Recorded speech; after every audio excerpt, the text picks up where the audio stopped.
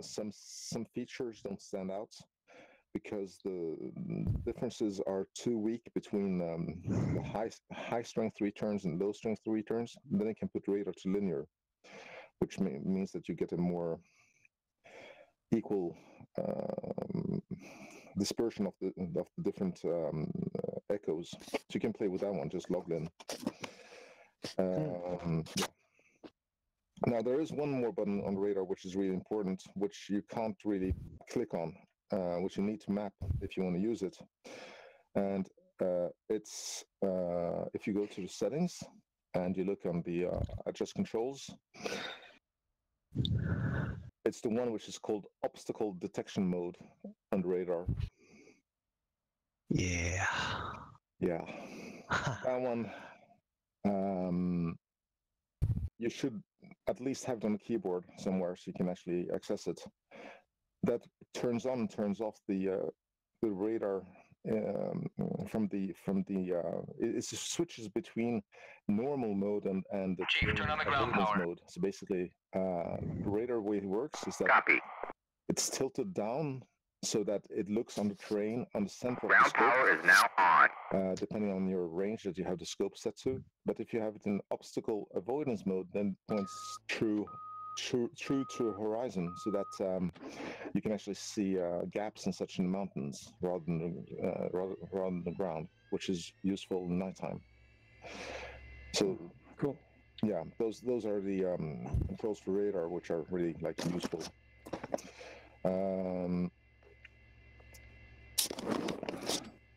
I pause there. Are there any questions regarding what I've gone through so far? No. Cool. That's okay. Okay, so radio. So the majority of the times that I've used radio, I've used it with SRS because I've flown a lot with SRS. And to use radio in SRS, it's really simple. You only click on the top right minus button, which puts it in manual mode, and then you dial the frequency with the two double dials. There are 4 dials in front of you next to the reverser handle. So one of them regulates the decimals and the tens on the megahertz, and the other one the decimals and the tens on the decimals. Swebis has a question. Yeah. I tried that once. You see it stands on 103.5. Yeah. But couldn't dial up that. So basically, there are 2 buttons. There is a double button. So on the top, if you click on the top, you dial the small, like the last portion of it. But if you click on the roots, you dial the big numbers. Yeah, it's like inner and outer turn wheel. Yeah, well, I tried that, but that one time I couldn't dial up. Okay, I don't know. I've never seen that, so I sorry, can't help with that. But... Are we in? We are not in pause mode now. No, we're not. No. Okay, so I cannot. Okay, I cannot scroll this with my mouse. I have to hold in, and I have to the mouse up and down. All right. Okay, good. Yeah. So 1, 2, 3, 350, right? Well, depending on the frequency that you want to select, but I mean. What do you have now? I mean. I've got 1, 2, 3, 4, 5, 0. 450. Yeah. It's actually hard to do if you don't zoom in. If you're VR, maybe on the monitor it's easier. Yeah, but we'll go through that once we get into SRS in the future, I think. But this is really the basic function of radio when you use SRS, and it's really simple. So it really works well. It's not big. So you don't need them to use any channels and such. Just no channels, nothing. Okay. Yeah. Okay. Yeah.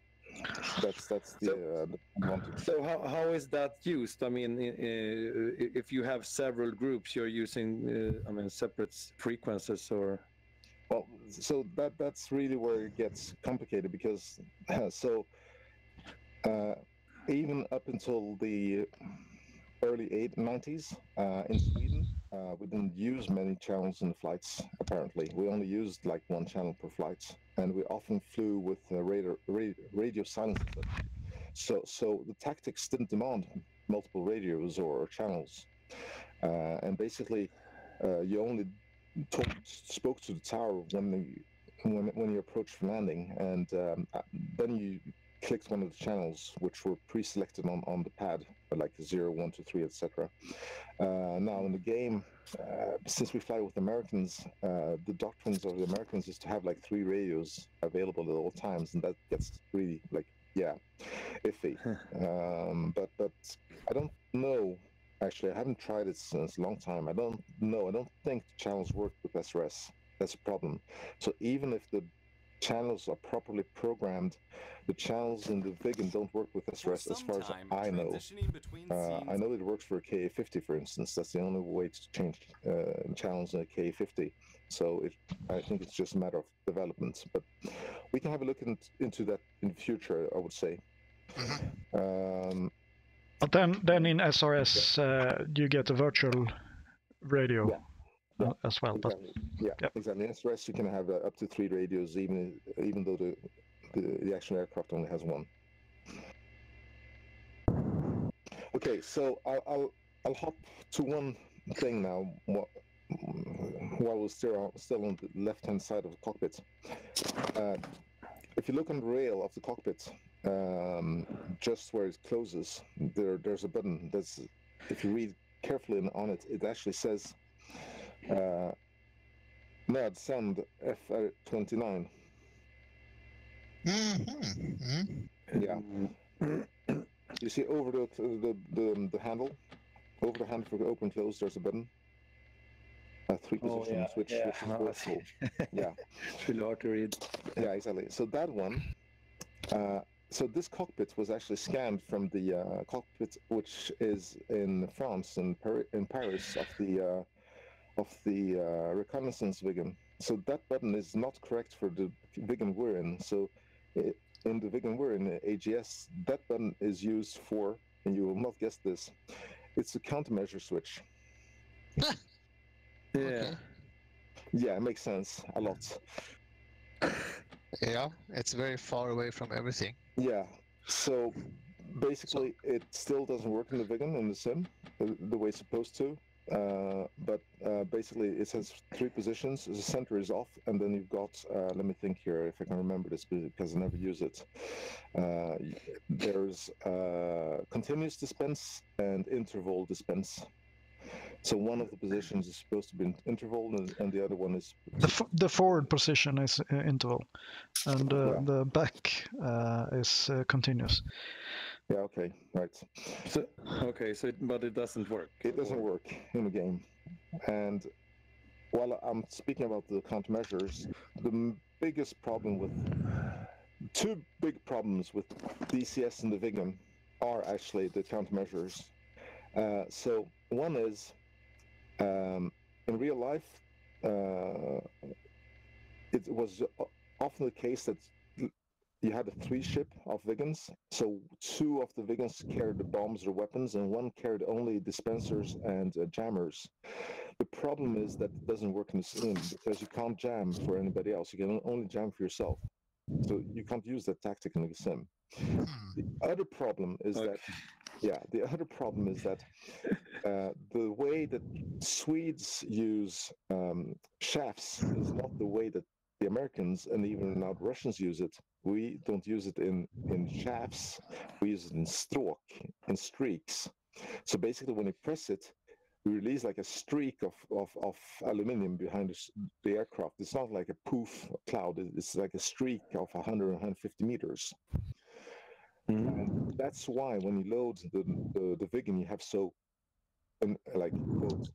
few shafts, and that's because each shaft is supposed to be much larger, and that is not it. You can't do that in the sim either because the shafts are hard coded in the sim. So if I get this tactic right here now, what you have told me before here now about the Viggen is that 1 ship is carrying the shafts and the jammer. Yeah. And he will probably lay out a 150 meter long stroke or a smoke ribbon behind the airplanes, and then they go for attack or whatever, or after they leave an area. Yeah, exactly. Ah, that's pretty cool.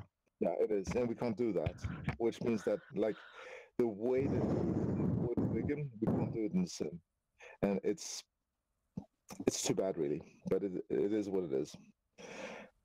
Okay, so that about the shafts and flares. Now, what does work in the sim is the quick release, which is the only mode which currently works.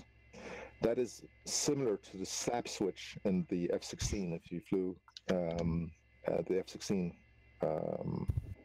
F4, and Falcon 4, and all those BMS and whatnot. So slap switch is basically a switch. Now, to explain the slap switch, most aircraft have the controls of the chaff and flares on one hand, and then on the other hand they have a panic button. And it's the same in the Mirage. The chaff and flares are on one hand, and then you have a panic button on the other hand, and the same thing in the F-16. So the chaff and flares on a CMS button, and then above the throttle on the wall, on the outside wall, you have a button that you hit with the side of your hand. That's a slap switch. And it's basically, what if you're occupied with one hand, you should still be able to release a bunch of panic flares and shafts. So that's the button we have in the beginning, which works. And basically, as it is, the panic button in the Vigan, it releases the shaft and flares in the maximum rate possible. So it bypasses all the programming you've done and just releases it in panic mode. And that's all I'm going to say about that. So which one is that? It's called in the functions, in the controls, it's called countermeasures, fast countermeasure dispense, it's called. Okay. Cool. So that was just a big bracket about countermeasures, which I think is... It's actually the first time I was trying that was when we did a NOSIC mission with your Buka. What was it? Oh yeah, that one. That was fucking fun. Yeah. Okay, so let me think here. What else is important? So yeah. What I want you all to do now is to go to the computer and load Donkey Kong. Right. I guess we need to have our aircraft going or what? No, just the power, just ground power and batteries and generator. Okay. Or batteries. Sorry, your main power.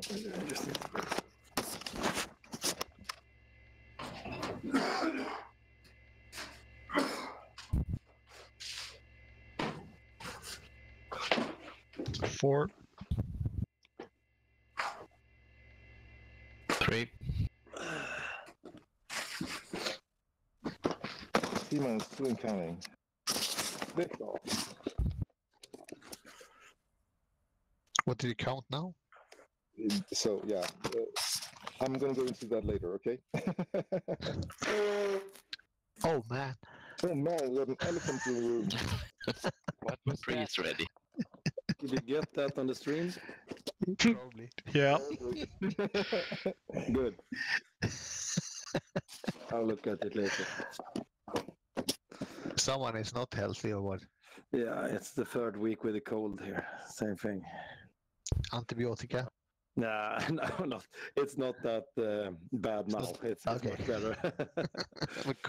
Could be. Just the snoring left. So okay, people, back to the computer. So the display of the computer, which probably says something like 2, 3, or 2, 2 at the end of the. If you put it in actual position, and then sorry, I don't have anything actually. No, not me either. But I only have the main power and the generator on right now. Yeah. Did you load the cartridge or? No, the Donkey Kong. Okay. I have loaded it. Ground crew power on. Ground crew. You need to have power on from the ground crew. Oh, I have never really. Okay, sorry. I thought so. Yeah. Ground electric power. Okay, let's do that. Okay, so On. Yeah, turn on the ground power. You. If you start the engine, start rolling, the ground crew will be pissed. I know. It has happened. Have you tried the vegan in sub-zero temperatures with the canopy open? Yes. Yes. So if you haven't, do it. Sub-zero temperatures. Yeah. Okay. That's like Teeth and shake. And steam on the radar monitor. Yeah. What happens then? It's just a visual feast. Oh, yeah, it's shaking, right? Yeah. You start freezing. Oh, is that the thing? I thought there was some problem with my graphics driver. And you start freezing. All right. Interesting. Okay, yeah, I have the numbers now. Okay, so how many new cards did you buy for that? 2. It's like a pair of them. Okay, so let's go on. So basically, the computer, you always want to have it in actual position. Actual position has an outline, which means leave me here. That's the outline. You always want to have it in actual position and out. That's the basic position of the computer. Now, when you're in that position, your position in longitude and latitude is going to flash on the screen, as you may know already. So right now it shows 4-1 something and then 4-5 something. And how do we know which is north and which is south, east, sorry? Well, basically, the number where the first digit doesn't blink is north-south, is your longitude. Latitude. And the one where the first digit blinks is your east-west. That's your longitude. So you can actually tell your longitude and latitude in degrees and minutes, but not seconds. The 2 last digits are for the position and the mode of the navigation system. Right now you probably have a 2 and then a 0, 1, 2, or 3 or 4, probably, on the last digit. Yes. The last digit shows the estimated. It doesn't know, because if it knew, it could correct for it. So this is only estimated deviation of navigation. So currently I am at 4 kilometers estimated deviation of navigation. Correct. The number before that, to 2, can go from 0 to 5, and basically 0 is off or unfunctional, 1 is test, 2 is basic navigation, 3 is an intermediate mode, 4 is I can't remember what, and 5 is perfect. And in mode 5, you need to be low. You need to be below like I think it's below like 1,000 meters or something. And in that mode, the system on the vegan actually, and this is you have to remember this was back in the 70s. So the computer has an elevation map stored for the area where you are, like always Sweden, because it was only available in Sweden. And when you fly along, it knows your approximate position because of the inertial navigation system. Then it measures under your aircraft with your altimeters 3 different positions with the Doppler altimeter, and it compares the relative altitudes of those 3 points, and inserts them, and references them with the map which is stored in the computer. So it then knows where you are exactly. Oh. And when did the Americans steal it from us? Never. Well, actually they did. No, actually they did. They stole it in the development of the what's called the cruise missile, the one that was they used back in the 80s and 90s. The Tomahawk. Yeah, the Tomahawk. Yeah, uses the same system. Holy fuck. Yeah. If you read the SFI special pilot instruction, it actually says that computer can put in latitude before longitude, real CK. Yeah, it's the same. Because it is Sweden, and it recognized that this is longitude, this is latitude. Yeah. In the game, it's important. Yeah, exactly. Long personal latitude. Yeah, exactly. Yeah, because in Sweden it's always like 58 or 56 or something, which is a high number, and the other is always between like 20 and 08, which is a low number, so it knows that which is which. But in the game, I mean, numbers are very close, so you can't do that in that way.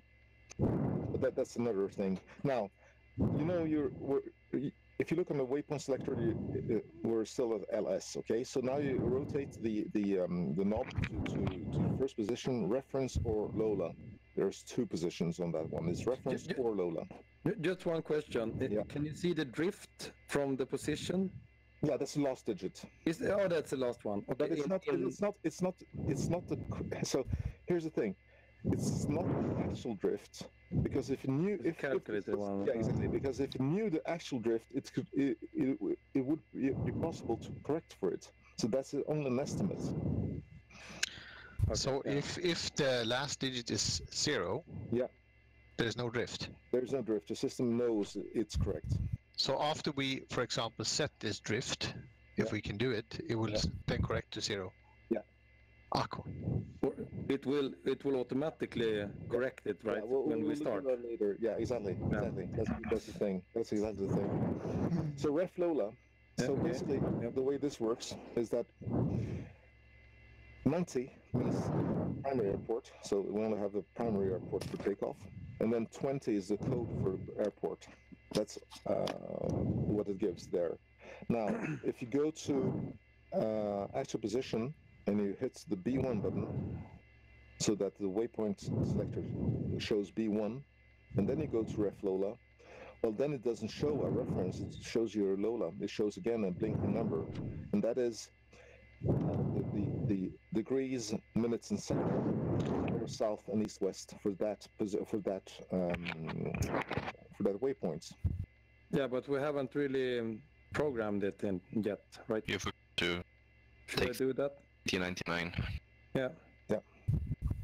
Okay, let's do that. It's when you load Arkanoid. Yeah. Okay. Ah, okay. I didn't get that. Yeah. Sorry. It's fine. Okay. Missile command.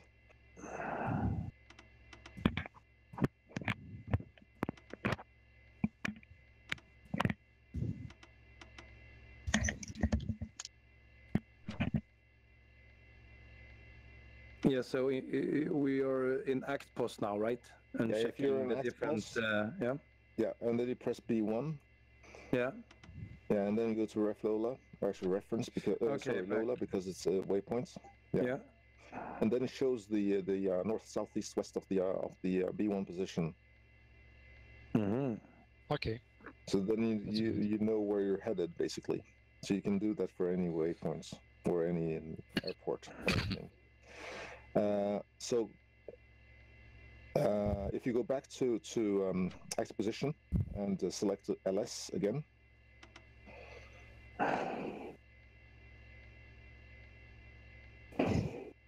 And then you switch to banagräns.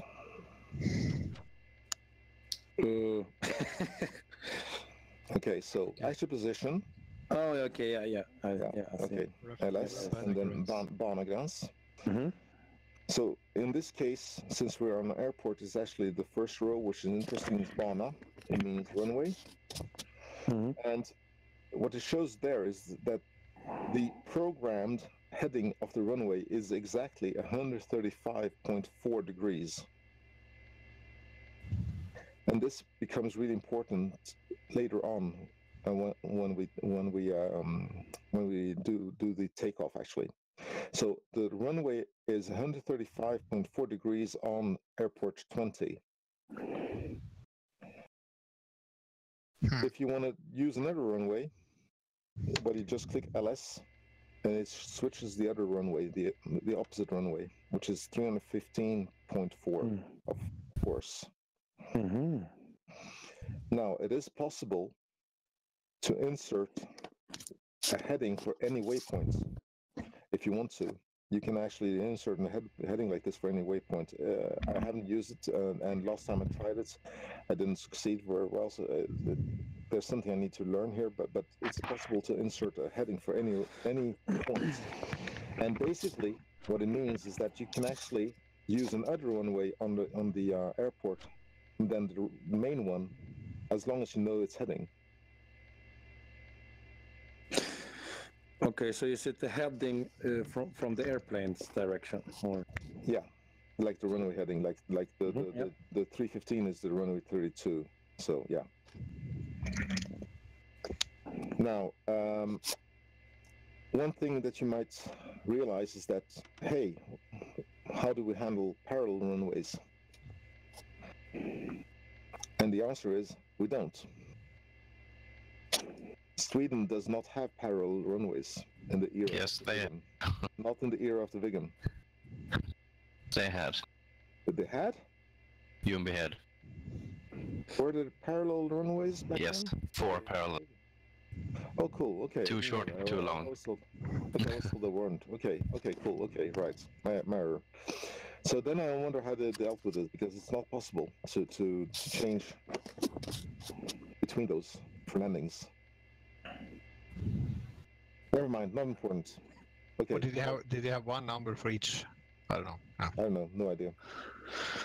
We call it 25 left, 25 right. Yeah. For example. Okay. Yeah. Okay. Okay, we'll not go through the other ones. One which is interesting though is if you go to TEED and then you click LS, then you know the local time. So it's 6 o'clock in the morning. It's pretty. Oh yeah, now it works. Oh cool. 6:47:17. Yeah. And it's counting seconds. Cool.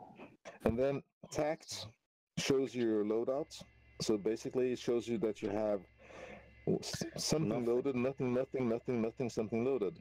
And then I know I also have the center line loaded because I can see that I have 130% fuel.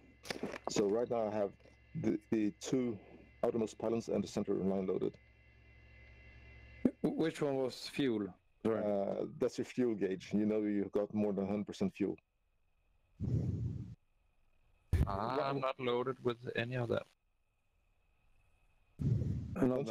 If you look at fuel gauge. Yeah, on the fuel gauge, or do you mean the bränsle mätare? Yeah, that's loaded. Yeah. Yeah, so it's above 100%, so you know you've got the center line loaded. Henrik, do you have this as well? Okay. Henrik? Yes? Do you have that? It's no, actually, one aircraft is naked. That's fine. Okay, let's go. Yeah, the loadouts are different for different aircraft. Yeah, actually. I don't have any load except fuel. I think the first group, who is the patrol group, has this. The second group is attack group, doesn't have it. Okay. So basically, that's the different positions of the switch. If you go one more on the switch to the bottom, you actually get the serial number of the aircraft, which is not implemented in the game, I think. I have wind. Yeah, wind. I haven't spoken about that actually. Sorry. Yeah, that's true. So if you put it on wind, you get the direction and the strength of the wind. So 108 degrees. In what mode? Sorry. Wind. Okay. Är det vindruta mål? Yep. There is actually a wind indicator under the right wing that measures the side wind as well. Yeah. You can manually put it in. This aircraft just, yeah. Sometimes you're a little bit speechless. For 76 technology, it's amazing. I mean, the whole thought idea is from the 60s even, so it's yeah. So I'm going to speak about one more button on the CK, and that is the Rensa. So the Rensa button, don't touch it now, but there's a cover that you can open. If you want to do that, you can do that, but don't press the button. Now, I haven't been very successful in doing this in the game, but the way it's supposed to work is this. If you make a fix and you press the button once, it undoes the last fix you did. And if you press it twice, it's supposed to reset the computer to the original state that it was when you loaded the cartridge. To delete everything you've done. That is good if you accidentally move all the waypoints. Exactly. iPhone logics. Yeah, again, 70s technology and such, but never mind. Okay, so yeah, and people say it's an and this disturbs me when people say, oh, the Viggen is such an analog aircraft. And it's like, no, it's not. Yeah, cool. Okay. So moving down on the right-hand side, you come to the big hand rest for the RB05. We're not going to look into that one. Then you have two dials, which are called 0, A, B, C, D, E, and E, F, G, H, J, K. And some, yeah. Next to your thigh. Yeah. Okay, so those are the countermeasures. I'm not going to go through those today because we don't carry on countermeasures and such, but basically you set them to different dial positions for warm-up and for transmit. Behind that, you got the programming for the chaff and flares, which doesn't work. But basically you can choose between only chaffs and only flares, and then interval and quantity. And you also have the dial there to turn off the sounds of the radar warning system. So the beeps that come through the radar warning receiver, you can mute those with the dial which says från use and use ljud. Lower the volume. Can't you? I haven't found that. Isn't it left side? Yeah. Ljudstyrka, UK damp. Is it that one? Maybe. Maybe. I or RB. Isn't that just the gurgle from the... I think it's the growl from the Soundwinder. Maybe. I don't know. Or maybe it's the sound of the air conditioning system. I don't know. Just one question about the different tones that it gets from radars and such. That's the naked sound from the radar, right? Almost. So it's not like it's have a special sound in the Viggen. This sounds should sound the same all over, or? Yeah. No. So it's the naked sound from the emitter, but the thing is, as time progressed and the radars and emitters got into higher and higher frequencies. So if you go into J band or K band, like the switch that I didn't speak about, that's the selector of the jammer's bands. So if you want to jam in J band or K band, for instance, now if you're in those regimes like an SA10 or SA11 or something like that, modern, then the frequencies are so high that we can't hear them. So then they are synthetically brought down, but they're all brought down to the same. I think it's like 6 kilohertz or something. So it's you can't tell them apart once you get into modern era systems. But so you know it's a modern era kind of. Yeah, because it goes really sharp. It's a very sharp sound. Cool. Okay, and then you got lights, and then I'm not going to go into those at all. And then the last one, which is really important, you see the lost button in the cockpit, on the outside wall. There's a plastic cover. Yep. Outside on the right-hand side. Sounds stiff. Kurskorrigering. Yeah, okay. Yeah, under the plastic cover. Now that button is really important, but you're not supposed to touch it in the game. But the way it works is that you lift the cover and then dial in the deviation of the magnetic deviation where you're at. Now this is preset in the game to a correct value of 7 degrees. If you dial it, if you touch the button, you're screwed up because it doesn't animate, it doesn't show the position, but it changes the value.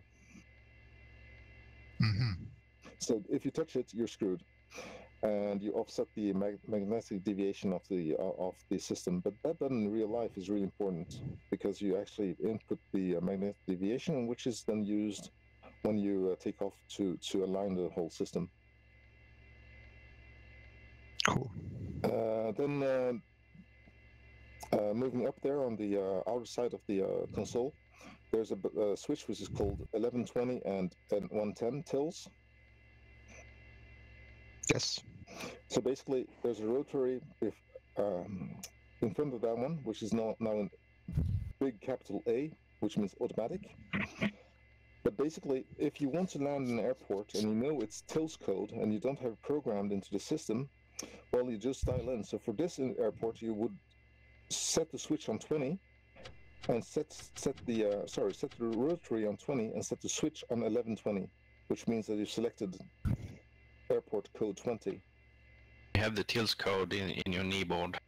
Yeah. Under air basis. So, for example, you are in a foggy day and you have no idea where blah blah blah, but you know that you're maybe there. Then you can dial this in. Yeah. Or whatever change. Yeah. It's quicker than changing the code of the computer.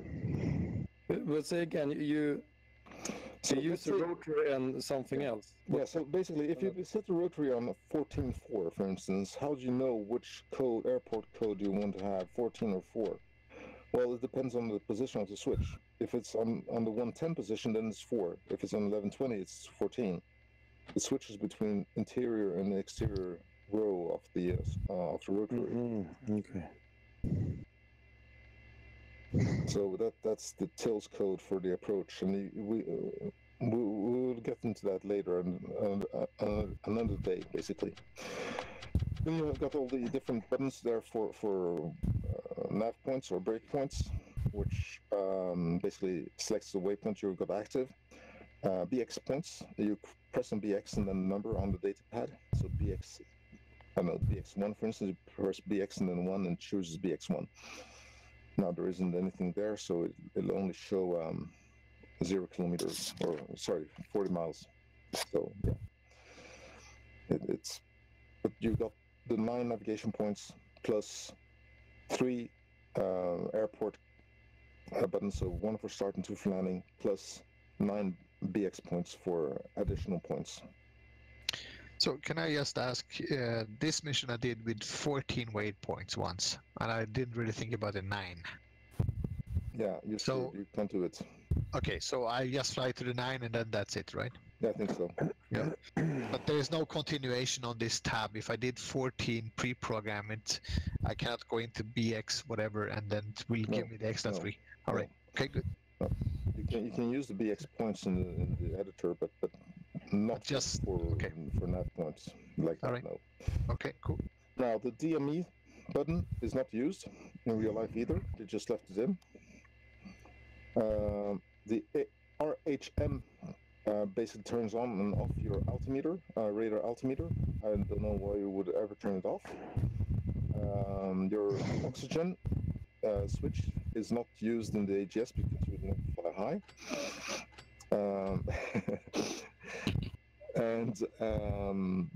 And then above that, on the outside wall, you've got the button rotaries, which we're not going to go through unless you want me to. There's not much to be said about those, I think.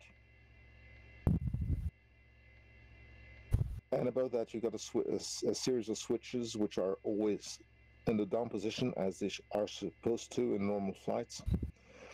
But basically, if you got problems, you can switch them up and see if it resolves the problem. So snip snap doesn't work here? No. But basically, like if you got low pressure on the engine, the first one, bränsle reglage, you put in manual, you get a few more horsepowers. So that one can be used to get more power if you've got a problem. Would that also be reflected on, for example, when we had a warm weather, like you? I think so, actually. I do think actually it would help there. Yeah. Okay, good. In real life, it would also burn the engine, but yeah. Tank pump, if you want to turn off the fuel flow, etc., etc. So yeah, and then you got the antifreeze on the engine, which is not implemented. Now, what about that chip, Axel? So there's the system in the AJS is not the fly-by-wire, but it's almost a fly-by-wire. And as in all older systems, you can disable the fly-by-wire which is not the fly-by-wire. Basically, that one takes away the servos for the pitch, and it gets really iffy, especially, and it actually only works, I think, if the first button of the autopilot is off as well. So it's one of those emergency things which you never actually play with. Okay. I would think that actually that it would be possible to get more Gs if you disable that one. Theoretically, I don't know. You can try it one day and see if you can break the aircraft. It's just I thought it was used at landing, but it's not. Yeah, no. You never touch those. Oh. Then we are going to break the wing balcony. Yeah, basically, yeah, exactly. We're going to do that one. Okay. Now, you all know where the taxi light is hidden, which is hidden up there, where, yeah, the best position in the world in real life, but worst in the sim. Now, ahead of you, you've got the CI, which is the main instrument below you. We're going to go into that one later on, okay? I just want to talk about two buttons, which are on the left of the, on the right side of the projector, or the HUD projector. The Slav SE and the HOTAS CES. The HOTAS CESC. Now, Slav SC, here's the thing. Saab were the first in the world to have a HUD. You have to remember that. This aircraft is the first aircraft in the world to have a proper HUD. There were English aircraft which had HUDs in test and such, but no one had a HUD before this one. And as such, Saab didn't actually know what would work and not in terms of the pilots. So they did things differently. And one thing they did is that when you fly really low, they didn't want to have things on the HUD which might distract the pilots. So when Slav SE is still, it declutters the HUD when you fly really low, so you don't get distracted by the HUD. Now, I don't think that that is a big problem in the Viggen, especially compared to like an A10 or something. So I actually always go to the Thorn on that one. I turn off the auto declutter of the HUD.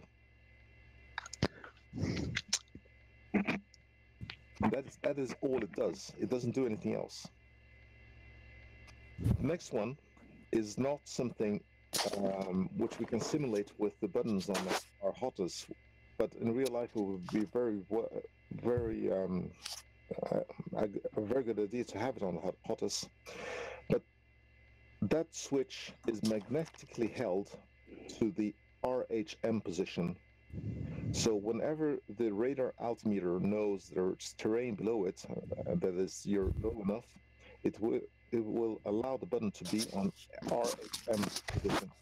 Anytime you fly above the allowed altitude for radar altimeter, it releases magnet and puts itself to barometric altitude. It also selects barometric altitude during the final phase of the approach. So it might be that you start the aircraft and you think you're in RHM mode, but then you look on the switch and you see that it's in barometric, and it's the only way that I know of to determine whether or not you're in radar or barometric altitude. So keep an eye on that one. Which one was that, sorry? The one which is above the red sticker on the right-hand side of the projector of the HUD. Okay. I'm also going to talk about the ADI on the other side. The ADI has a few hidden features. You see on the left-hand side of the ADI, you've got a small triangle, and it says 0, -5, +5. That is the only position in the aircraft which shows your sink and climb rate. There's no other instrument that shows that in this aircraft. So that is your sink rate or climb rate. Is that the altimeter or no? No. The ADI, the big blue ball. Oh, yeah, okay, yeah. Yeah, the outer side, left-hand side of that one, there's a triangle. So that is your sink rate or climb rate. So that's basically it. So I won't go through anything else right now, I think, because you won't fly. You have done a fantastic job. Yeah, great. Thank you. Thanks. Let me just check something here. Have you been flying this for real? Nope. I wish I would. Who wouldn't? But I have. Yeah, exactly. Can I just ask the matlådan här? Just so behind. Yeah. What is exactly. that? Yeah. So, does anybody know the answer? I know the answer actually. Does anybody else? I actually just saw it. Is this for diapers or? So basically, I think that they actually normally had things in there like drinks or a small sandwich or something, but it's meant to be used for gas masks.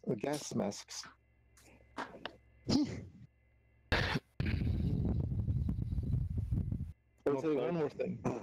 The projector, which is inside the projector of the HUD, is the same that is used for EP13, the scope for the Mavericks. So the scope for Mavericks, which sits there and looks strange, is the interior of the projector of the HUD. Okay. Yeah, they reuse what they got.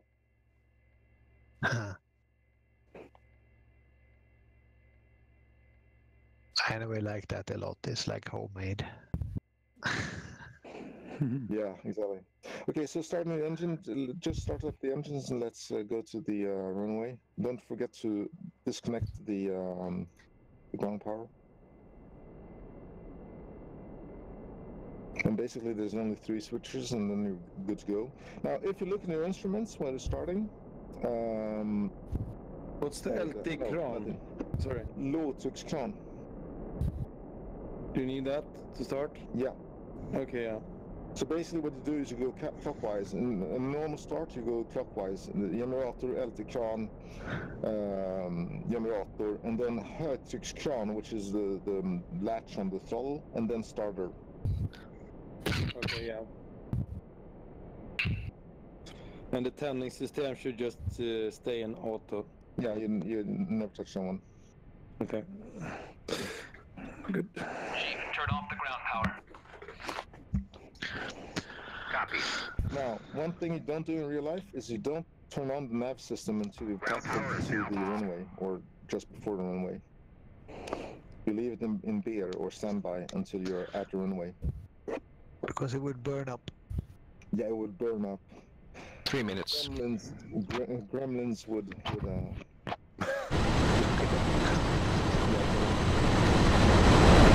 Don't forget your seat.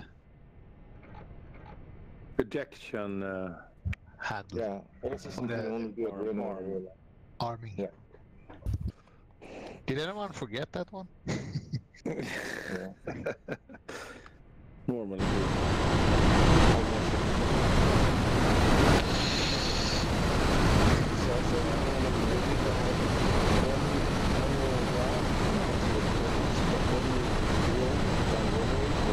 And such, you never touch the pedals. You only use, or actually you touch the pedals, but you only use the toe brakes. That's interesting because I always fail when I use the rudder pedals. So I didn't realize that you shouldn't use. Yeah, I know where I'm headed. This might be the wrong direction, but there's an arrow here. Good. That is good. D. Oh yeah. Okay. I'm taxiing as well. So ground crew. Oh, I forgot that. Is it? Can you? Is it still no, it doesn't. Tied to my airplane? It doesn't matter. Can you see it or what? He will freak out. He'll tell you. Okay. Okay, I'm in the way of everyone now. Okay, let me see if I can. Airfield 1-2. Mazani. To runway 13. It doesn't seem to be able to do that now. Let's see. Who turned on his radar? Who's gonna find me? I'm not It's sure. just me. I don't remember my settings. So, okay, is it left here or? Go to D. Yeah. Follow the signs for D. Exit D. D? I don't see any signs, but okay, let's try this. Left. Okay.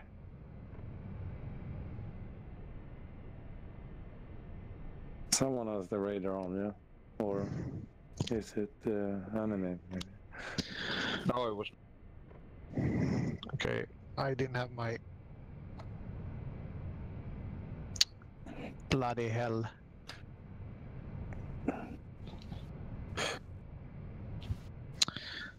My curve on my rudders were not good.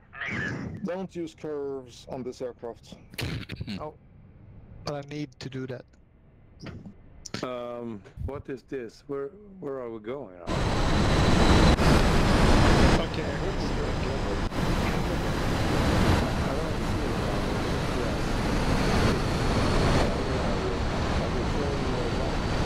The one at the right.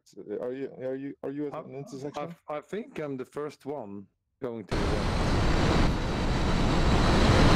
Yeah, exactly. In the intersection.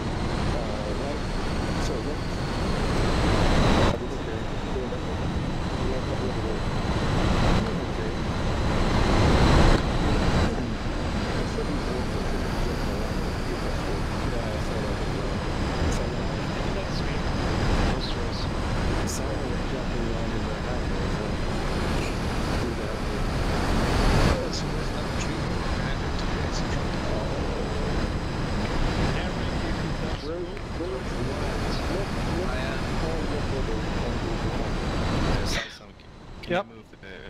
Sure. So I should go back, right? This is the wrong way. So left brakes and left rudder, and you'll be okay. Let's see, left brake. So turn right there. Oh, okay. So I should use the brakes like that. Okay. Yeah.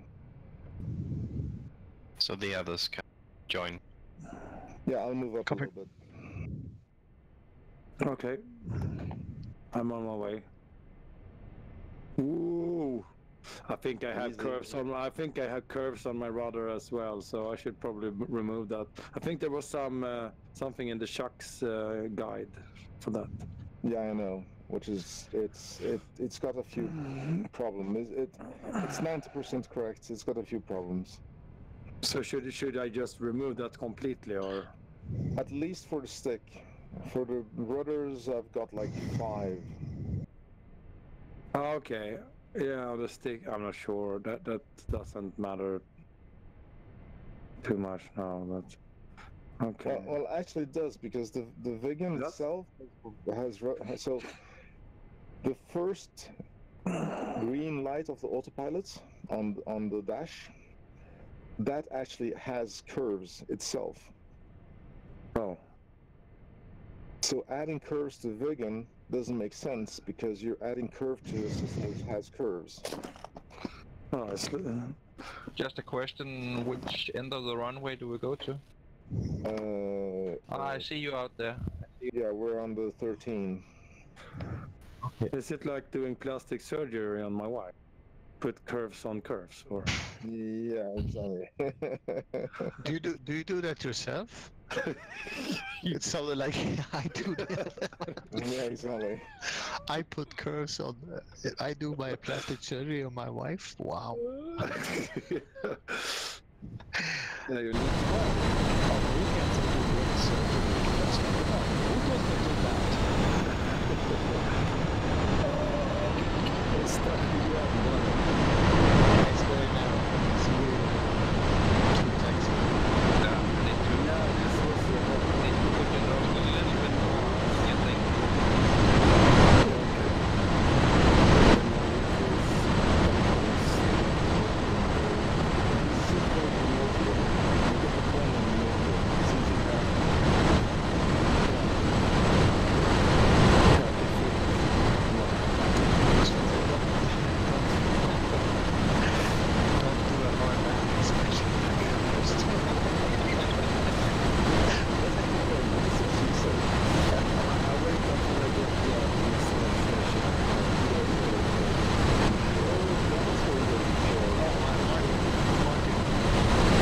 Yeah. How's your seat, by the way? It's rumbling. It's perfect. I can feel every bump when taxing. Is it like is it comfortable? Yeah, it is. The Sim edition is extra padding, so it's softer than the basic one. I like the look of that. It's fantastic. Yeah, the SC Sim edition. Because the thing is, like, it's actually two companies doing the same thing, and they have the same name.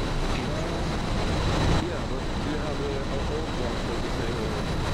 It's really hard to say what Martin has, because I can only find it in one place. If you go to the guy the game tricks Thomas or something, he doesn't. I think it's Andre. I think he custom makes them. The Sim edition at least, and then the Game Tricks is, I think it's a basic brand or something. Getting in the road here.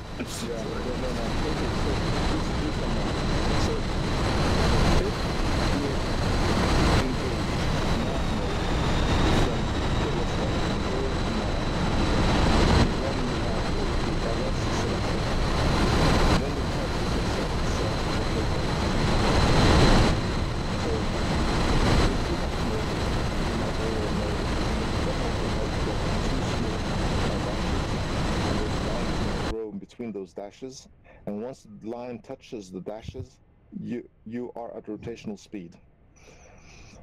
So, and also the reference lines, the three pairs of vertical lines on the HUD, shows the proper angle of climb for the takeoff. So the whole system is set up for a proper takeoff. What you want to do is you want to accelerate on the runway until the horizontal line grows to the size which is between dashes in the bottom. Then you want to pull up the nose so that the FPM marker is aligned with the top bars, the longest reference lines. That gives you a proper takeoff. It's 5 degrees, right? Or... Yeah, not really. It's like more like 4, but yeah, thereabouts. So it gives you all that information for you. Now there's one more thing.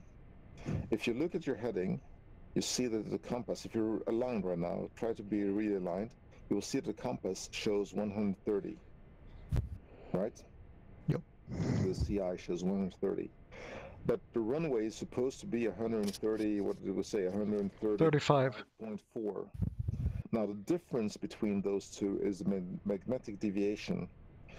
Now the system needs to update the current heading with the magnetic deviation. There are two ways to do this. We're not going to do the second way, so let's not do what I'm about to tell you how to do it. If you're properly aligned, really carefully aligned, you can click on the reference update button on the stick, and that will add the magnetic deviation to the computer, and everything is going to be aligned, because it then knows that you're supposed to be pointed 135.4 degrees. That's why that figure is really important. But you should not press it. Don't do it, because there's another way to do it, which is more precise. And this is the way to do it. Once you accelerate, the computer will take your average heading between the speeds of 100 and 200 kilometers per hour, and then determine that that is 135.4 degrees, and correct your magnetic deviation to that as you roll down the runway. And this is fully automatic. Yeah. Again, we're talking 1970 and something. And you can tell this happens because if you look at the CI as you run down the runway, you will see that it hops by like 6 degrees once you reach 200 kilometers per hour. And that is when the system has updated. Now, if there's a lot of side wind, you will not be able to be properly aligned because you will blow all over the place, and also on slippery runways.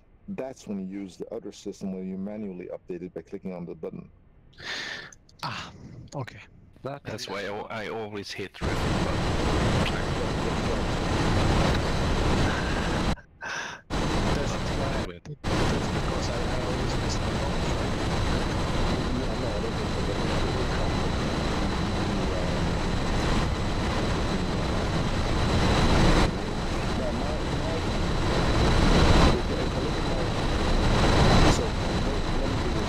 What I do when I'm sitting here is I look at the panels. I've only got the 3 lights for green lights for the wheels.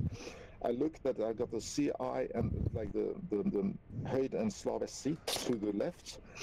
I check that I've got the computer on actual position and out and LS, and then basically that's all you need to check, and then you're ready to go. Now I propose that we go in pairs, so first pair goes first, and then once we're airborne, the second pair, and so on. Okay. Are you gonna talk about trim? Yeah, trim. Okay, let's talk about trim. So, if you look at the 3 green lights for the gear on the left-hand side warning panel, the bottom dial of the 3 ones that are hidden in the cockpit is a trim indicator, and basically you add trim a little bit depending on your load. The default setting is for 100% fuel-loaded aircraft with no stores, so you always need to add a little bit. A fully loaded aircraft needs about 4 degrees of trim. So it's up to you to judge how much you want. I may actually have loaded some bomb. Sorry. Yeah, so add trim. Which is the lead on the second pair? I'm on the right-hand side. Oh, the second pair, sorry. Yeah. So some. Okay. Trevligt. Okay, so first pair. Oh, no, sorry. Pause there, right now. Stop there. I had a question. How do you communicate? Now, I'll do the simple thing first. Anytime the lead gives a command, the other follow and answer in order, like I've understood your command by saying their number. So basically, if I say, check your clock, it's now 12 o'clock, and I say, mark, and then 2 would say 2, and then 3 would say 3, etc. Now, if 2 doesn't answer, well, 3 will answer in turn. And then 2 wakes up and says, oh yeah, I should have called back. Well, then he replies after 6, or whoever is lost in the flights. So he goes to the back of the queue. So basically, I would say set your barometric pressure to or check your barometric pressure to 964, and then 2, 3, 4, 5, 6, 7. And if you didn't understand, when it's your turn, you say repeat, or say again, or I don't know what to do, or oh God, help me, or something. If you don't have an error here, you say like check parameter 964. If, for example, I have an error, yeah, what you will report with your number. You would report 4 at. Yeah, Okay. yeah, you would say it's 1003, 1003, for instance. Okay, all right. That's your setting. So you guys, I'm not able to bring up the adjust controls menu. Is that locked in some way? No. That's No. really strange. Click on the game once in the sky somewhere, and then escape. I've never seen About the counting, and could you just go a bit further? If we switch position in air, you're still 3 or 2, You or maintain, no, you maintain your number. You Yeah. never switch your number. Unless I tell you to, basically. I can And also now. yeah, go on. I can confirm the volume knob, the left side we talked about, no warning. The ljudstyrka UK dump is actually volume control for the warning. Yes, it is. Excellent. I've got the 3 buttons, the 3 position switch mapped, so I use that one. Well, okay.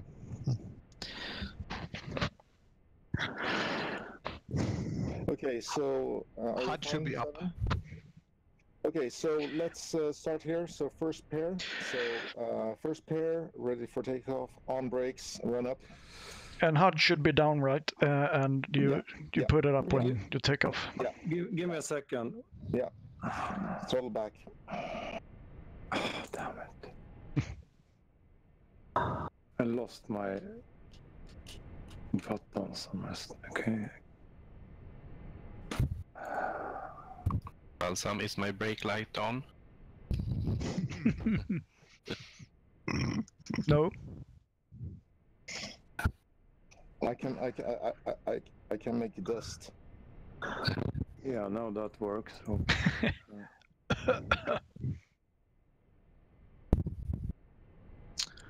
It's like when I was living in Stockholm, I had a 25 square meter apartment, and the only thing I had to do to see that one is open the window. And then I left for 2 or 3 hours, and I come back and I was around in the apartment. I just go around. Save weekend in the apartment.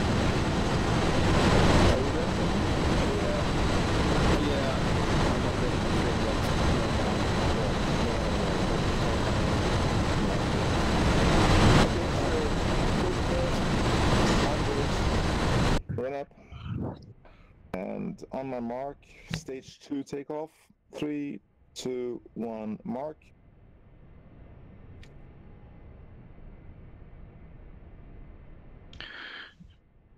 So 3, 4. You're really following a line on the runway. Run 'em up so that you're on brakes. properly aligned. On the brakes. 3, 2, 1. Go.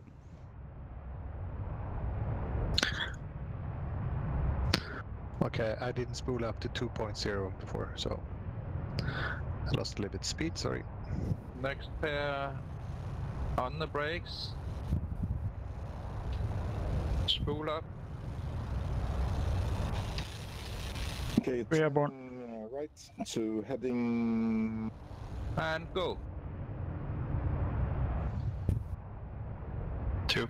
Oh, oh, oh, oh. Yeah, I should have curves on this one. Okay, I'm by myself, but on the brakes, spool up.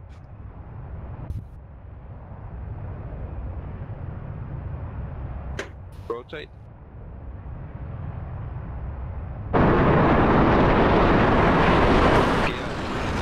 Should you normally hold the stick down a bit when before you get around the runway? No. No. Okay, going out of burners and throttling back, maintaining 70 kilometers per hour, 500 meters, and I'm going to go autopilot right-hand turn. 2. I have a bit heavier, so I'm... Yeah, you're training, no problems. So, okay, so we'll do, listen up, team. So 1 and 2 will be at 500 meters on the barometric altimeter. 2. 3 and 4 will be at 600 meters. 3. 4. 5 and 6 will be at 700 meters, and 7 will be at 800 meters. 5. 6. 7. 3 out of burner.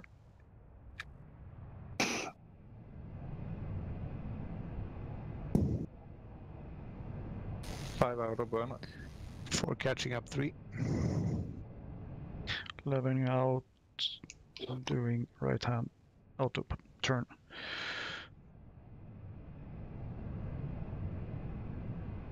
4 understood.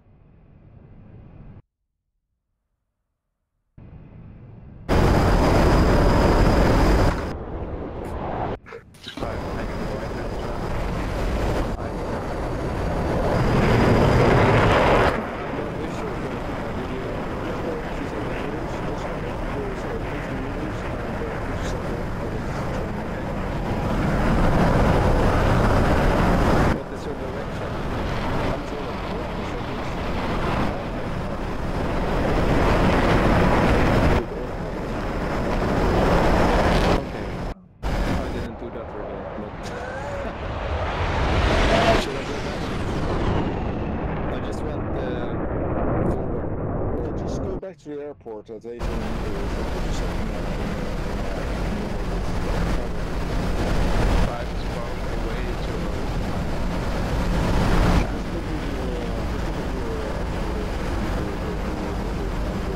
left-hand side of the CI. 76, you're okay. Okay, I need to go much higher. One, do you want us to be auto or can I fly manual? You do as you wish. Okay, so there's no... No, I'm gonna go through a few things, that's all. I just want to take my time here and go through a few things once everybody... So, I would prefer if everybody is able to look at the CI and not have to fly the aircraft.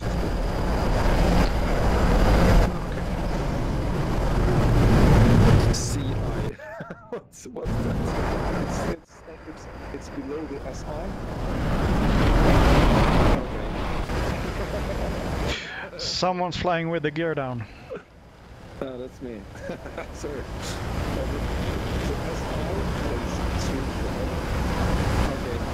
And CI is Centrum Instrument. All right.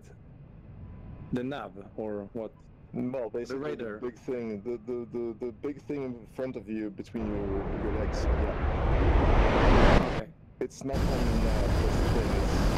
It's No.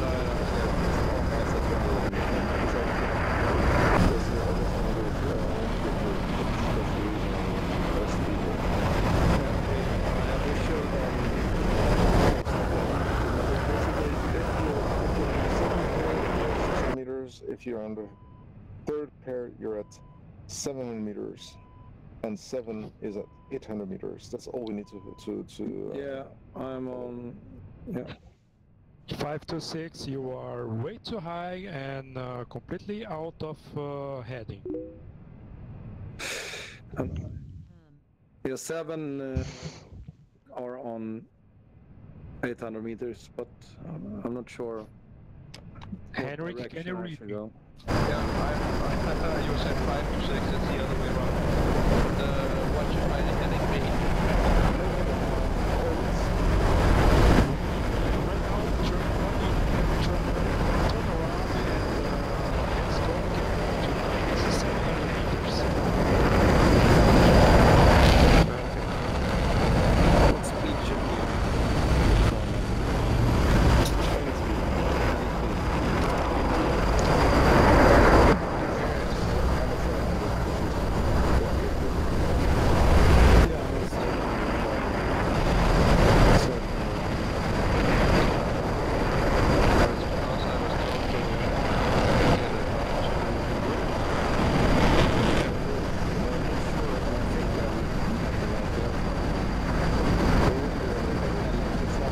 It's not important. We'll look at it later. It's not important. I went back to L1. Yeah. I think that's the right one. Not necessarily. You could be actually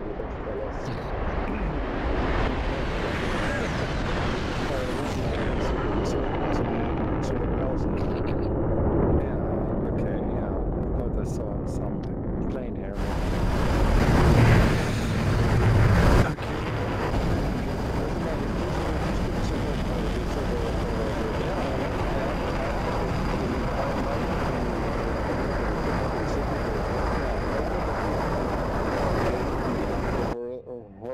Horizontal bar, the horizontal line, and then you've got -5 and +5. Fine, okay, perfect.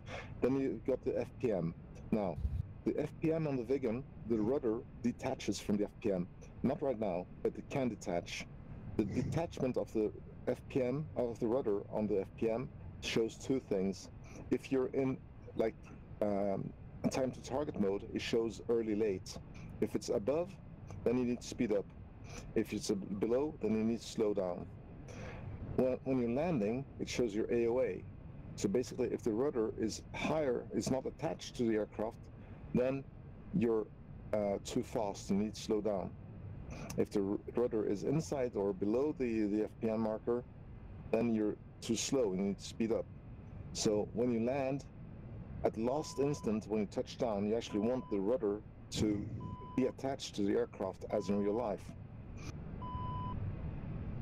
this replaces, if you know the A10 for instance, the AOA markers on the left-hand side of the HUD. It's the same function, but this is more intuitive and actually on the HUD, so you don't need to look elsewhere.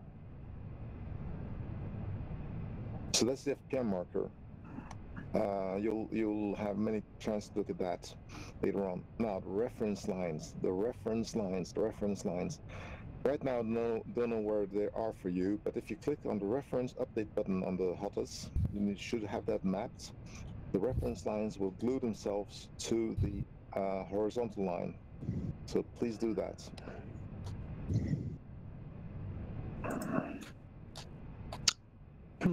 2. 3. 4. 5 negative. Okay, so do you have the reference update button mapped? That's the R one? No. That's the name of it. It's called the reference button. I think I have that map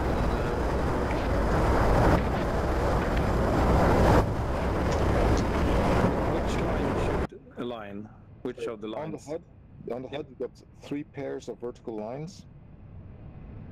Yeah. They should glue themselves just under the horizontal line. I got that. 5. Okay, cool. And 6? 6, okay. 7? Sure, nothing happens when I press the button, but I'm not sure if I... On the HUD? Okay, first of all, Yeah. is the HUD up? Have you... Yeah, I just adjusted it so it's up now. Okay. Can you see the horizontal line with the PM marker on it? Let's see. In front of you? Yeah, the FPM marker. That's the aircraft. The small aircraft on the HUD? The thing with the round circle with... Oh, no, not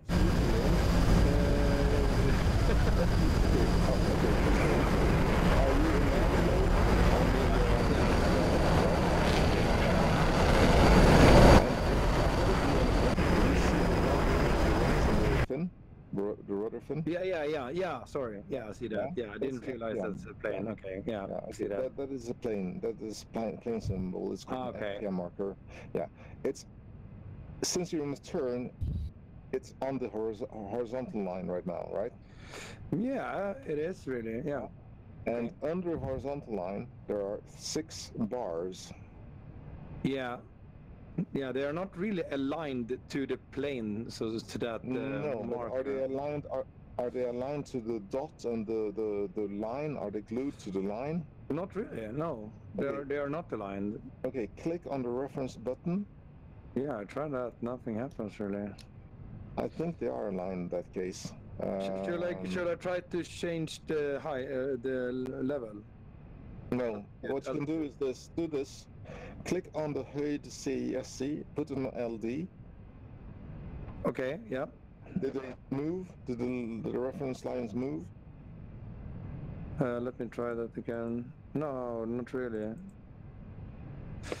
What about that resnings? No, not at all. I'm just thinking here, what step you're missing here. Let me check if I have some. No, it doesn't matter if I have the weapon selector in some. No, it's in land mode, so. Yeah. But just those 6 parts that you see I've used the resort button before, so I know how it should look. It doesn't really change it, so I press the button. They're not aligned to the horizontal line.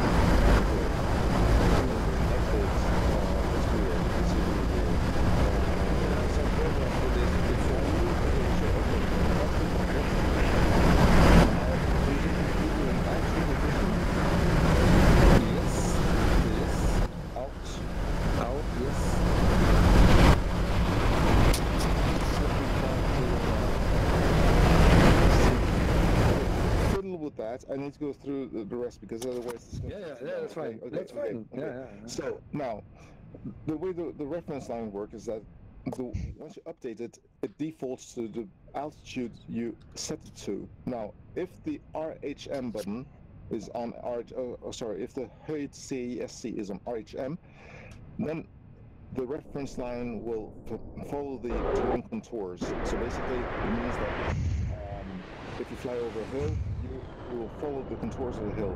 If the button is in LD, then the reference to sea level. So basically, if you want to video on the altitude, so you can update that. The bars like the bird of each, and then on the outer side of the last bars, there are two smaller bars. Those are always 100 meters tall.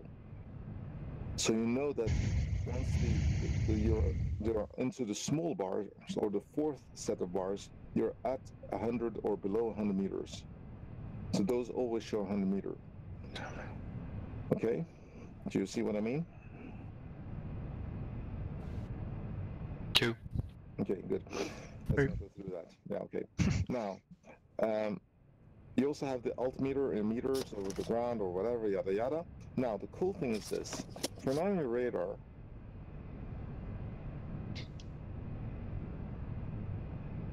And look on the radar scope, and you will see the same thing. On the radar scope, you have the outermost reference lines and the 100-meter bars. Which means that if you fly in the night, you don't have to actually look on the HUD and then radar scope and then the HUD, etc. You can actually look on the HUD, on the radar scope only, and have all the same information you have in the HUD. So it's a head-down display, which is actually quite useful, even if you're like flying only with the heads down. The red light, which blinks at times, basically means that the terrain slightly in front of you, not very far, slightly in front of you, is changing altitude rapidly. It doesn't know there's a wall or anything, that if you can pass or anything. It just tells you that the terrain in front of you changes rapidly, one way or the other. So basically, by setting your reference lines at an altitude, you can follow the contours of the terrain by looking on the reference lines on the head-down scope, looking at the radar display, finding holes in the terrain features, and looking at the red lights, which is quite cool. How do you see what mode you're in? The forward-look radar, down look? Okay. Is it the best way to do that is to turn off. So if you turn off the radar and then press the radar contour mode, it switches on the radar in that mode. Which button was that? Sorry, I'm wrong. It doesn't. Sorry, my bad. No, it doesn't. Sweet. No, it doesn't. No, it's this part. There was an error. Hang on. So basically, what you want to do is, okay. So basically, you want to turn on the radar, and then you want to have, which is called radar. Yeah, whatever it's called there. What is it called? Contour. No, obstacle avoidance mode or something like that. It was called. But there's no indicator saying what. No, but you can actually tell by looking at the scope. If you look at the scope and you have many echoes close to you, then you're in normal mode. And if the echoes close to you vanish, then you're in terrain or contour following mode.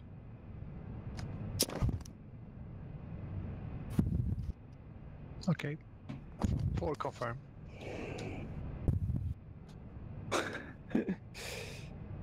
Still a problem with the radar.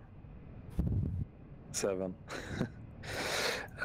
Struggling to get it working. And also, if you turn off the radar and turn it back on, it always goes into normal mode.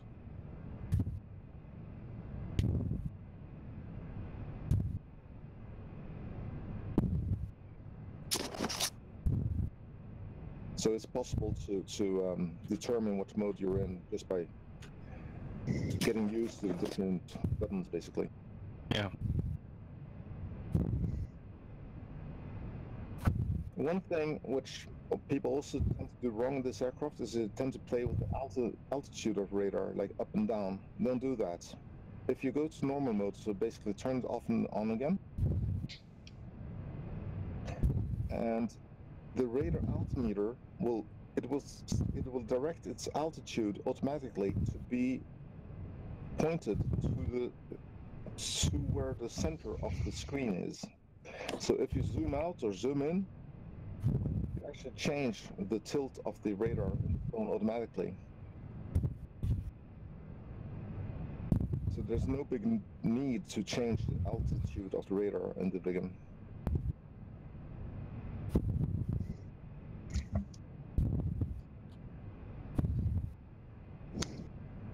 Questions? Comments?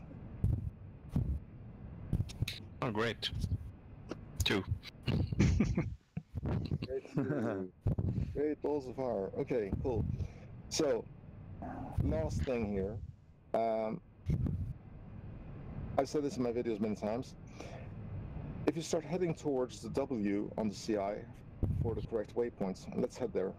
So, keep turning until you headed towards the waypoints. Everyone is in B1 now?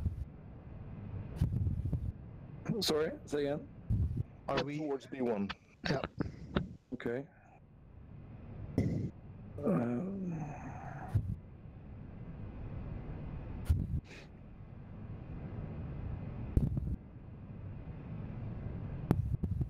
Now, when you fly towards B1, if you are in RHM mode, you should now be in 5-0 on the computer, because we now have the wings level with the terrain, so the radar altimeter is capable of having 3 altitudes and compare them. And since terrain is slightly changing altitudes, the system will compare our position with the onboard map and updates. So I personally have a 5-0 on the indicator, which means my navigation is perfect. Weeby's mic. Sorry? Mic. Bit close. Yeah. Beast is breathing again. He needs to stop doing that. Oh. Okay, so 5-0 probably on your CKs. Now, the W shows your heading, true heading towards the waypoints. The ADI shows the same thing. The vertical bar on the ADI shows the same thing as W, okay? The horizontal bar on the ADI shows the same thing as reference lines. So it will climb and sync with the terrain or the reference bars, depending on your true altitude over the terrain right now, because we're in RHM mode. And conversely, if you put yourself in barometric mode, LD, well, they will not move because you're not changing altitude. Got it? Mm-hmm. Everybody, this is important. 2. 4. 5. Okay. 5. I'm lost. You're lost? Okay, so where did I But lose you? just continue. I'll just try to follow so much. Okay, but you're headed towards B1, okay? Yes. Okay, cool. Okay, now, there's one difference, though, between the W and the vertical bar and the reference dot, or the position right to left of the reference lines on the HUD. The reference lines on the HUD actually take into account the wind. So if there's a side wind, which there isn't right now because we don't have any wind in this mission, if there is a side wind, the dot will steer you to the waypoint. If you fly on the dot, you will end up on the waypoint if there's a side wind. But if you follow the W or the vertical line, you will actually point at the waypoint. It doesn't show you how you're supposed to fly to get there. So there is a difference right there.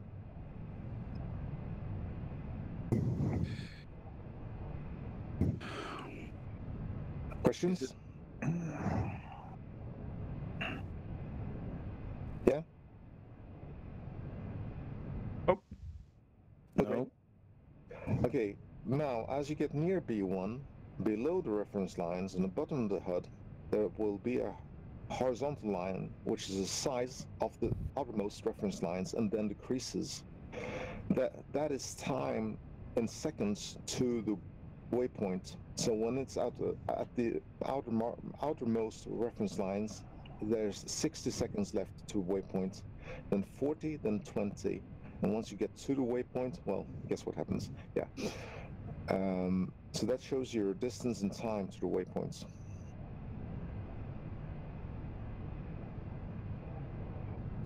And for information, I just passed waypoint 1 and will now turn to waypoint 2. I got it working now with the reference button. Cool. What was it? Not pretty sure if it's my button box that does some things. Oh. It's on the keyboard stroke, so probably it just... Now I have Looks your fancy. guys' visual in front of me. Okay, cool. Just head towards B1 and be fine. I am there now. So how far are you from B1? I just passed it 20 seconds ago. Okay. I will be passing it very short. We are 5. 88 out. Group 2. I'm not in 800 meter anymore. No. I would be underground. Yeah, exactly. Same here. I'm actually at 1,500 passing now. Okay, so the navigation, basically, what you need to do is you need to follow the dot in the HUD if you want to have steering commands to the waypoints.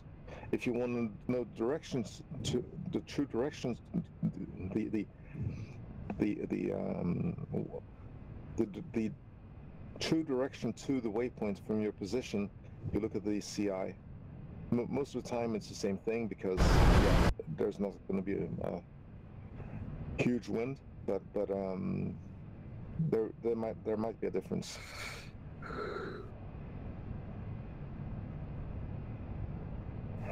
Questions, comments, anything else?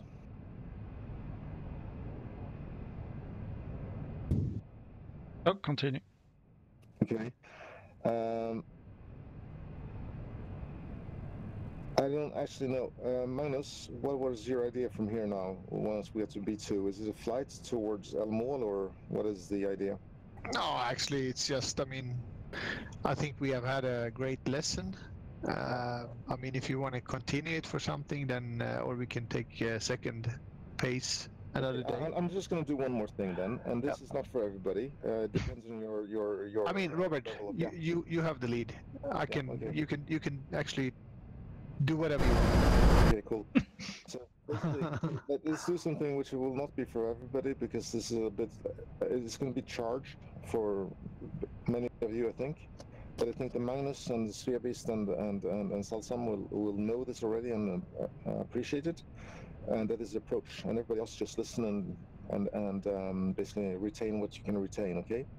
So to land, what you do is you switch to L1. Whenever you're at the last waypoint, you switch directly to L1. There's no need to wait doing that. And then you start heading back towards the waypoint, which I'm going to do right now. So I'm going to level out here and head back towards the L1, following the steering.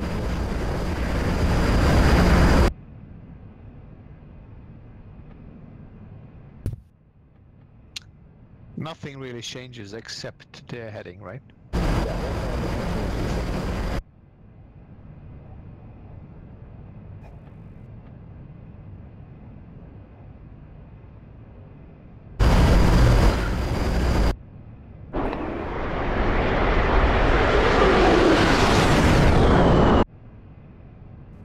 100 kilometers from L1, and next stage I will start talking about when I'm at 50. And then you can do the same thing once you get to 50.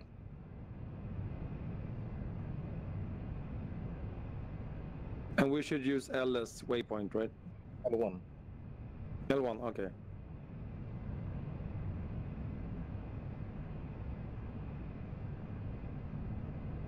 I'm having a nice fika pause here with salsa. Yeah, nice and tight. Trying to. You can do this. Oh, Reaction. I was. Now, I don't know what Okay. your altitudes are, but I'm at 1,600 meters. No, sorry, 2,600 meters. And at this altitude, I don't have. I'm not close enough to the ground, so I can't turn on the radar altimeter. It's impossible for me to turn it on. I mean, do you need to turn it on basically? If you go down, if you want to do terrain following, if you want to know your altitude over ground, yeah. Yeah, but you mean, is there any specific button you use to turn it on, or is it Oh, just sorry, turning on the radar? No, it's turning on the measurement of the representation on the HUD, you know, Yeah, okay. yeah, and it's also if you're in LD mode, if you look at the CK, it will not show a 5, it will show a 2, because the modes 5, 4, and 3 are dependent on the radar altimeter. Okay. So it's impossible for me right now to have a 5-0. I will be in a 2 mode, and the 2 mode actually drifts. So if I'm in a 2 mode for too long, I need to do manual updates of the navigational system. Okay, I have a 5. Yeah, you're lower than I am then. Yeah.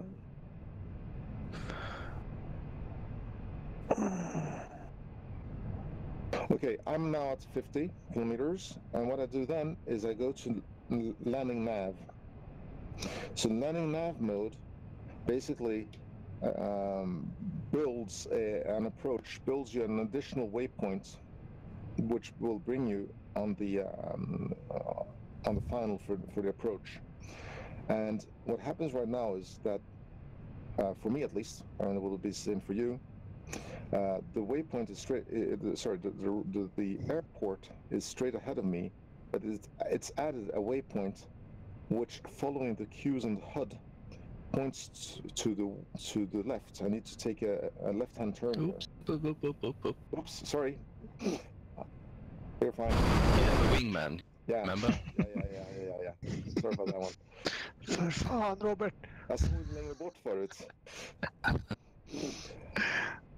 So right now I'm going to slow down. I'm a little bit faster than 700, and I will point towards the steering dot in the HUD. Okay, I'm also about to land. I'm not sure where you are, but No, go ahead. Don't worry. Just listen and do your thing. It's not important. okay. Yeah. So Oh, yeah. the new added waypoints, you can see it on the radar scope. It will be like the outer edge of the ring, which looks like a 9. Woohoo! And you can follow the steering dot on the HUD or the vertical bar on the ADI. Those show the same thing, but you cannot follow W on the CI, because that one points towards the airport. Once you get to the outer edge of the 9 of the ring on the additional LB steering point waypoint, the system will command you to turn towards the airport to intercept the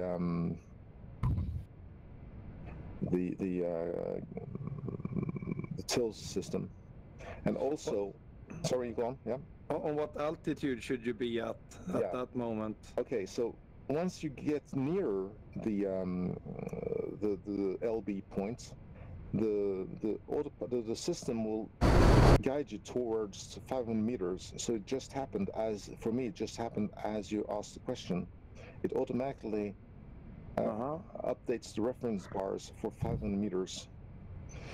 And what you want to do is you want to be at LB at 500 meters, 550 kilometers an hour, and basically ready to land with all the lights on, but not the gears out.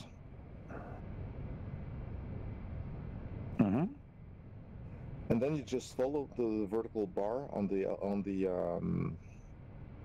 ADI or the steering dots, and you follow the dots. And once you get into tills range, the system goes into landing final mode, which is the second mode. And at that instant, you should already have your gears out. So you extend your gears at approximately 18 kilometers. And on landing final mode, again, you just follow the dots. There's nothing else to do. 3, are you following landing procedure or Yep. or just cruising? Following ADI. Okay, because mine is way off yours. What is your different? Okay, now Just- something happened. Yeah, mine Now something updated. happened. If you're in a pair, you only land the lead pair, the lead plane of the pair follows the steering cues. The wing Okay. wing All right, follows the wing. I've been following you a long time. I thought he was absolutely cuckoo. Yeah. Thanks. No. Don't worry.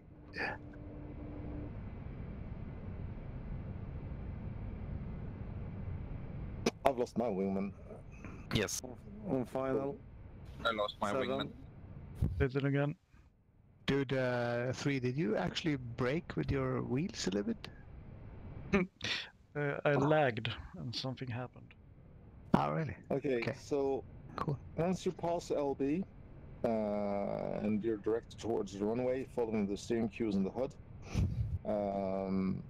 you will be at approximately 23 kilometers. Once you're headed towards the runway, you'll be at approximately 19 kilometers. So you extend your gear, you prime your reverser.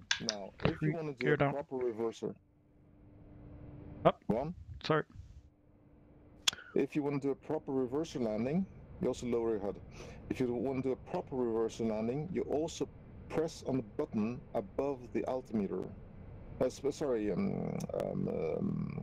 Speedometer, speed gauge. The one that says Alpha 15.5. What happens then? Then the system will show commands for an approach of 15.5 degrees of alpha for the touchdown. So if you follow the AOA angle of attack indicator on your HUD, on the fin of your FPM marker, you will land at 15.5 degrees alpha rather than 12. So basically you shave off like 15 to 20 kilometers an hour on the landing speed, which makes it really iffy. 3, do you land with the reverse? I'm landing now or rolling out. 1, do you 7. reverse? Yeah, 15.5 reverser. 6, And 7, also, 8. sorry, go on. Oh, you passed me. Okay, fine. Also, one more thing. I was going to say was. I forgot it. Yeah, the ADI. I was going to say that the ADI is much more precise than the steering dots. If you follow the ADI, you get much more precision than following the steering dots. 3, take right. Let's go. 4 then left. I try to So find. you're landing visually ahead of me. We're on final. Who's final? 3. Okay. Who's left? It's gonna be a mayhem. It's okay. So 1, I'm finals 5 kilometers. 2 on finals. Are you using the land nav mode all the way down, or Yeah, or you never touch that. You never touch that. Once you're- okay. Yeah. I changed to visual to Yeah. the PO mode. That was Yeah, probably so wrong. basically, it goes into PO mode automatically when you're in landing nav mode. Ah, okay. So, Okay. yeah, Maybe it just leaves the reference bars Oh. on the HUD, Mm. but it's the same Mhm. thing. Okay, I'm on short. I'm inner marker. Beep beep beep beep beep beep beep beep. Very nice, Asa. I can't see anyone. Sorry. Have you? Oh, it's Did you- okay. It's okay. Okay. You can turn it. Brakes. I'm gonna stop first. This I stop at 15.5. Did you just land, guys? 3 runway clear. Yeah. 4 runway clear. Oh, you're clearing the runway. Fuck. 2 is also 5 is on turning. final. I don't We are- see Yeah, I'm gonna anyone. clear the runway. I thought we were professionals.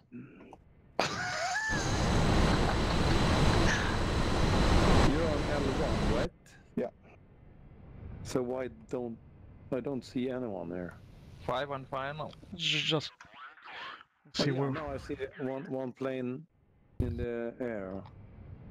I don't know if I'm doing this right. Maybe I'm on the wrong airfield. I don't know.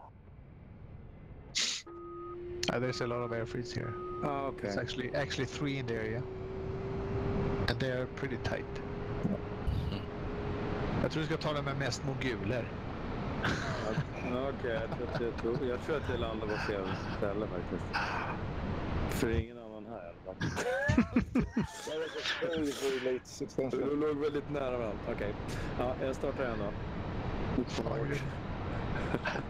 So you need to stop before the end of the black marks. So I was stationary there.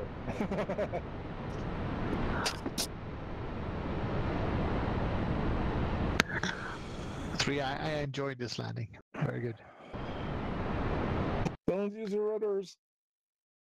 And 3, at least I can I smashed down my front wheel this time. Ah, so you get the reverse, yeah. Yes. Cool. Okay, guys. 7 is trying to find the right airport now this time. We can flare. I'm at Bajiani. It's probably not right. It's not here. No, but it's so what you do is you exit the airport and then you take bus number. Okay. Nice. I was led here by LF1. Yeah. Yeah, the same thing for me. Oh, okay, that's the one. Oh, it's just like 1 kilometer away from the other one. Yeah. But I'm pretty sure Is And this then once you landed, what you do is you put your HUD or your navigation or HEDES-väljer as it's called in beredskap.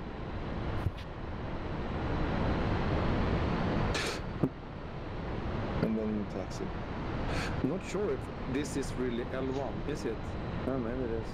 Well, look at the distance. You got a distance meter. Yeah, you're right. Not sure how this landing will be now, but we'll see.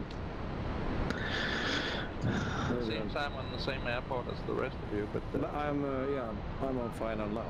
So, Selam. Who was pulling in here right now? Parking? Per? Swimist. Oh, sorry, okay. Sorry? But are you? Oh, you're. Swimist. Jesus, Okay. I need to taxi for like 2 hours. I saw that actually when you're pulling backwards, the wheel is actually going forward. Would be something So for... there's 150, so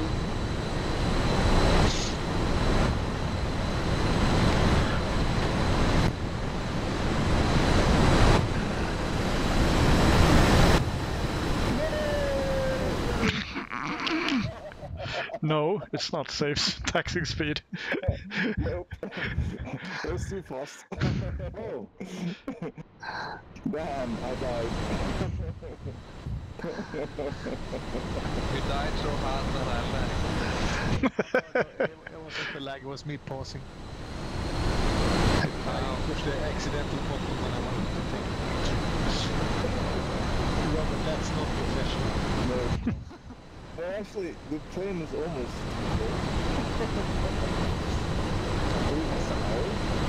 Number 3 lost his side wing. I think it's a really good room. Yeah. It's cozy, yeah. So it's very, yeah.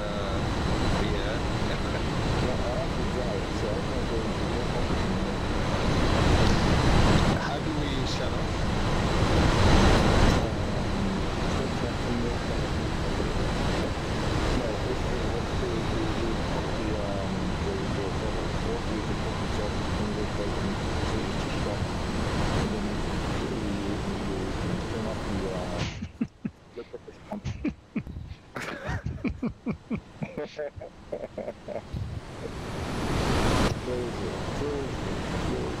I'm not able to go any further. I'm touching and lots of marks on the things. Oh, that's nice. Holy crap.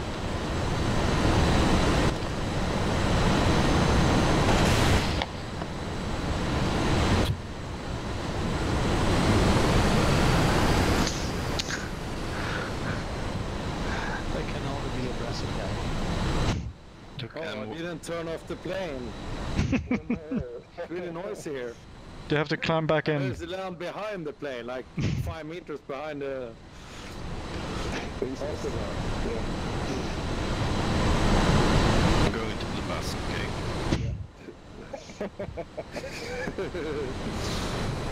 At least I'm alive, so I'm going to the mess. I have a beer with it now, it's okay.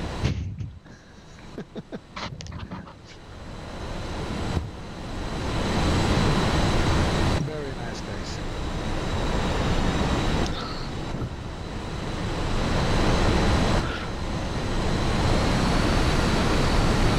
Is Rafa on the ground?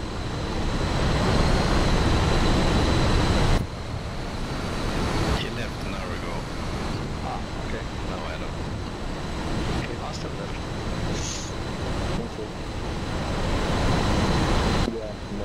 So glad you cannot see other players walking around. Okay, he has a power outage due to storm. Oh.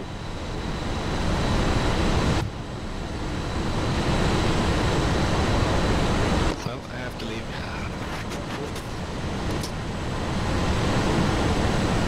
I just managed to get the Vikings in a row, and then some other Vikings should say like that. Also, Robert, fantastic. I have to once again thank for a very